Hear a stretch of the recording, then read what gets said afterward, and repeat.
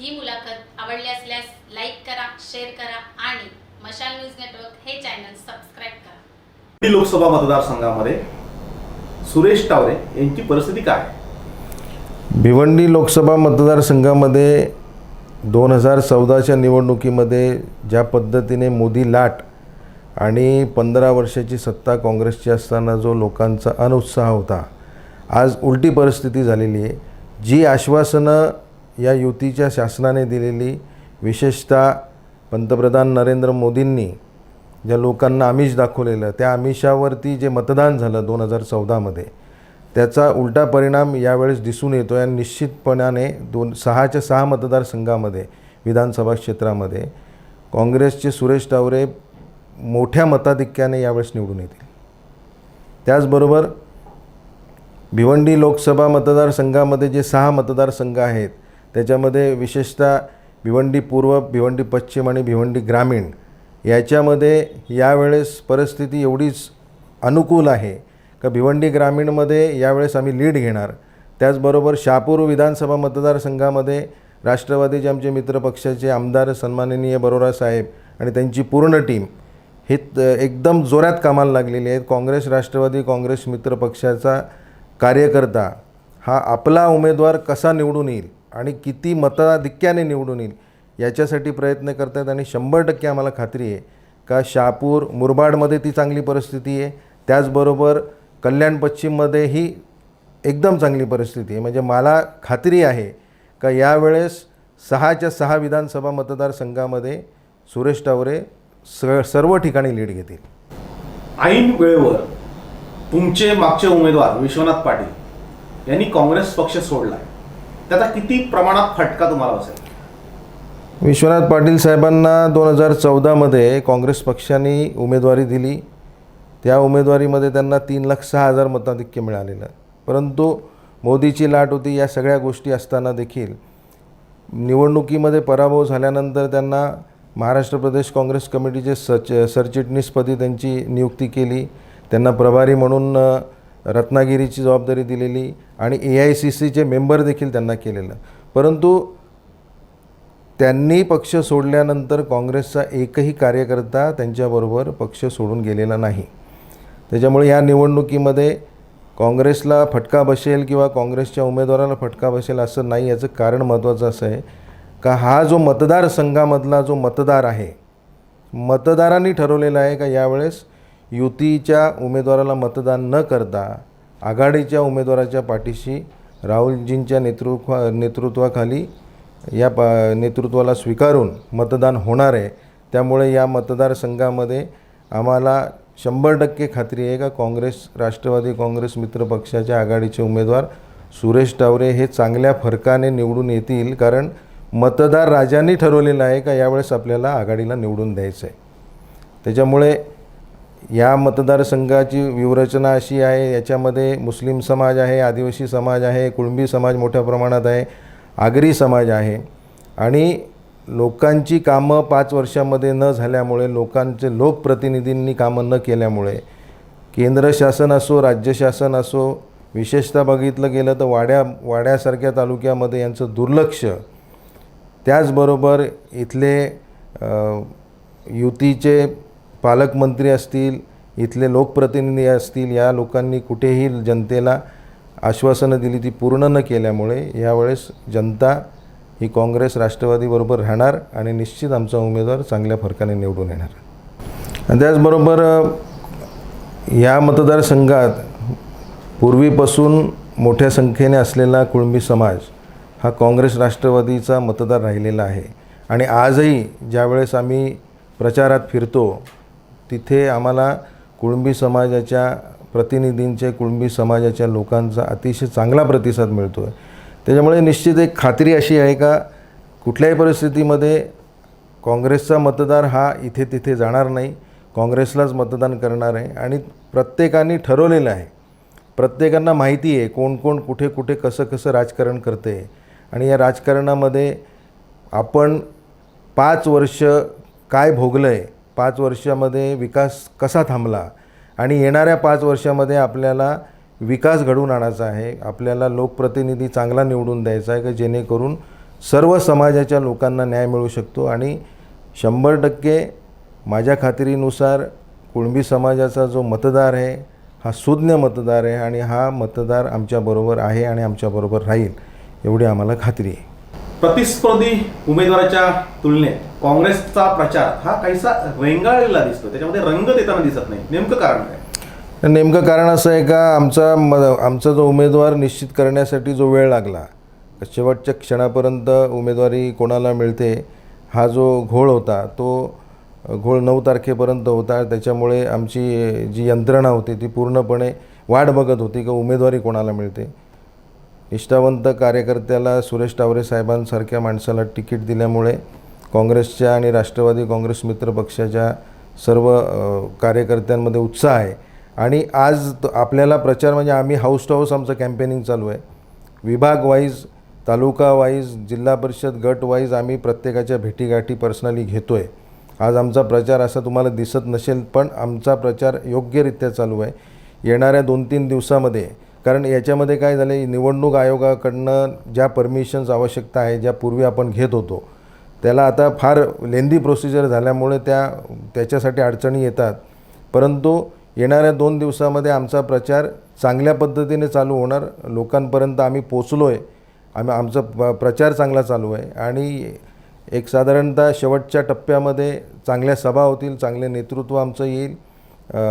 पूर्ण मतदारसंघ आम्ही पिंजून काढू आणि आमची तशी व्यूहरचना झालेली आहे. आमचे कार्यकर्ते सर्व आणि विशेष म्हणजे आघाडीचे सर्व घटक पक्ष आमच्याबरोबर एक दिलाने एक मनाने काम करत आहेत. त्याच्यामुळे आम्ही या प्रचारामध्ये येत्या 2 ते 3 दिवसामध्ये निश्चितपणे आघाडी घेणार. त्याच्यात शंका घेण्याचं काही कारण नाही. 100% कार्यकर्ता सज्ज झालेला आहे. महाआघाडीतील घटक पक्ष तुमच्याबरोबर प्रामाणिकपणे काम करतायत का?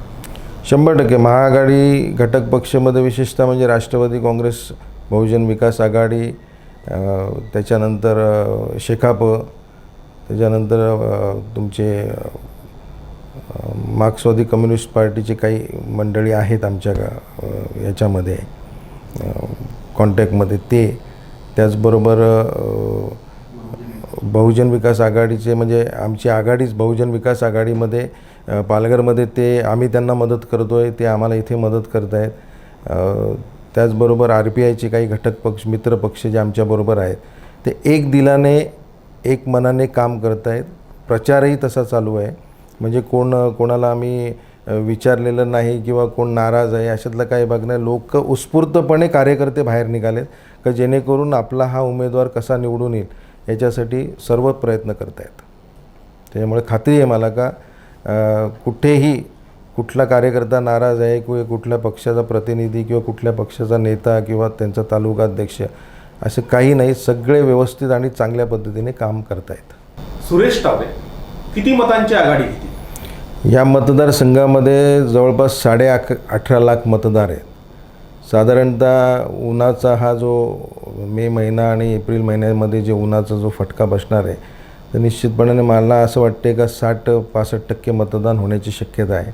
आणि याच्यामध्ये बाकीचे जे पक्ष आहेत, घटक पक्ष जे अपक्ष आहेत किंवा इतर काही पक्षाचे उमेदवार उभे आहेत ते सोडून मला अशी खात्री आहे का सुरेश टावरे 5-5.5 लाखाच्या आसपास मतदान घेतील. कारण ही लढत सरळ काँग्रेस, राष्ट्रवादी काँग्रेस मित्र पक्षाची आणि विरुद्ध भारतीय जनता पार्टीची आहे. त्याच्यामुळे या लोकसभा मतदारसंघामध्ये 100% खात्री मला आहे की 60 ते 70 हजाराच्या मताधिक्याने सुरेश टावरे हे निवडून येतील. कारण कार्यकर्ते मनाने कामाला लागलेले आहेत. कुठल्याही परिस्थितीमध्ये या भारतीय जनता पार्टीला निवडून द्यायचं नाही हे लोकांनी ठरवलेलं आहे, मतदारांनी ठरवलेलं आहे. आज जे आम्ही प्रचार करतो आहे आणि प्रचारामध्ये 2014च्या तुलनेमध्ये आज जर बघितलं का असं माझ्या माहितीनुसार असा मला एकही उमेदवार किंवा एकही कार्यकर्ता दिसला नाही का जो युतीच्या बरोबर आहे किंवा भारतीय जनता पार्टीच्या उमेदवाराच्या बरोबर आहे. 100% जिथे जिथे आम्ही प्रचार करतो आहे तिथे तिथे एकच वाक्य आहे का साहेब आपण जोर मारा, आपला उमेदवार निवडून येतो. आणि त्या अनुषंगाने मी एक जबाबदारीने सांगतो का 60 ते 70 हजाराच्या मताधिक्याने आमचा उमेदवार यावेळेस 2019ला निवडून येणार आणि लोकसभेमध्ये खासदार म्हणून जाणार. सुरेश टावरे हे मागेही खासदार होते, 5 वर्ष त्यांनी खासदारकी भूषवलेली आहे. त्यांनी त्यावेळेस नेमकी कोणती कामं केली होती आणि आता तुमच्या दृष्टिक्षेपामध्ये कोणती कामं आहेत? मागच्या 5 वर्षाच्या कालखंडामध्ये ते खासदार असताना विशेषतः भिवंडीमध्ये लूम्सचा मोठा प्रश्न होता. त्या लूम्सच्या बाबतीमध्ये रोजगाराच्या बाबतीमध्ये केंद्र शासनामध्ये पाठपुरावा करून मग ते त्यांची लाईट बिलांचा प्रश्न असेल किंवा लूमच्या बाबतीत जो काही त्यांना त्रास होत होता तुमच्या यानच्या बाबतीमध्ये, ते प्रश्न सोडवण्याचं त्यांनी काम केलं आहे. त्याचबरोबर ग्रामीण भागामध्ये विशेषतः आपलं उज्जैनी या साईडला लाईटच्या संदर्भामध्ये मी पण त्या वेळेस होतो. लाईट नसताना तिथे लाईट त्या पाड्याखेड्यामध्ये पोहोचवण्याचं काम त्यांनी केलेलं आहे. रस्त्यांसाठी त्यावेळेस निधी कमी असताना देखील जिथे जिथे रस्ते नव्हते त्या ठिकाणी निधी वाटप व्यवस्थितपणे त्यांनी करून आणि ज्या ठिकाणी रस्त्यांची आवश्यकता आहे त्या ठिकाणी त्यांनी तो रस्त्यांना प्राधान्य देण्याचं काम केलेलं आहे. त्याचबरोबर विहिरींची कामं असो, पाणी असो, पाण्याचा सोर्स कुठे आहे, पाणी कुठे पोचलं पाहिजे, शहापूर तालुक्यामधले पाण्याचा प्रश्न जो आहे त्या संदर्भामध्ये पण त्यांनी प्रयत्न केलेले आहेत. त्याचबरोबर रेल्वे दळणवळण, ST, बस सेवा या ग्रामीण भागामध्ये सुरळीत व्हाव्यात यासाठी त्यांनी प्रयत्न केलेत. रेल्वे आपल्याकडे सुरळीत व्हावी आणि एक विशेषतः म्हणजे मुंबईसारख्या जवळ आपण असून देखील आपल्याकडे रेल्वेची सुविधा नाही, तर तो एक मोठा प्रश्न त्यांनी आता मनात ठेवलेला आहे का या भागातून आपल्याला रेल्वे जर सुरळीत चालू झाली तर निश्चितपणाने या भागाचा विकासही होऊ शकतो आणि आपण आपल्या लोकांना दळणवळणासाठी एक साधन चांगलं उपलब्ध होऊ शकते. असे अनेक प्रश्न आहेत. खाजगी वनन संपादन कायद्यामध्ये शेतीचे जे प्रश्न होते लोकांचे, जे 22 अंतर्गत चौकशीसाठी प्रलंबित आहे, त्यासाठी त्यांनी प्रयत्न केलेले आहेत. असे अनेक प्रश्न आहेत आणि येणाऱ्या काळामध्ये याच्या व्यतिरिक्त काही प्रश्न असतील लोकांच्या हिताचे आणि या मतदारसंघातले, त्यासाठी ते निश्चित प्रयत्न करतील खासदार म्हणून, एवढी मला खात्री आहे. विशेष म्हणजे लोकसभा मतदारसंघाची ही जी निवडणूक आहे 2019ची, 2014ला या युती शासनाने, मोदी सरकारने दिलेली आश्वासनं, मग ते 15 लाखाचा आमिष असो, वर्षाला 2 कोटी बेरोजगारांना नोकऱ्यांचा प्रश्न असो, त्याचबरोबर शेतकऱ्यांना हमीभावाचा प्रश्न असो, असे अनेक प्रश्न का ज्या प्रश्नांवरती जुमलेबाज सरकार बसलं आणि 14 ते 19मध्ये हे ते वचनपूर्ती करू शकले नाही. आज जनतेची अवस्था, या भागातली, या ग्रामीण भागाची अवस्था काय आहे? आज आमचा इथला आदिवासी बांधव स्थलांतर का होतो आहे?